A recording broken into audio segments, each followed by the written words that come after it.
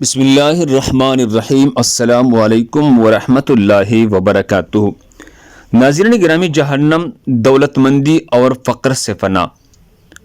ام المؤمنین عائشہ رضی اللہ تعالیٰ عنہا سے روایت ہے کہ نبی اکرم صلی اللہ علیہ وسلم ان کلمات کے ساتھ دعا مانگتے: اللہم انی اعوذ بک من فتنۃ النار، اے اللہ میں تیرے پناہ مانگتا ہوں جہنم کی فتنے سے، وعذاب النار اور جہنم کی عذاب سے، ومن شر الغنی والفقر اور دولت مندی اور فقر کے شر سے۔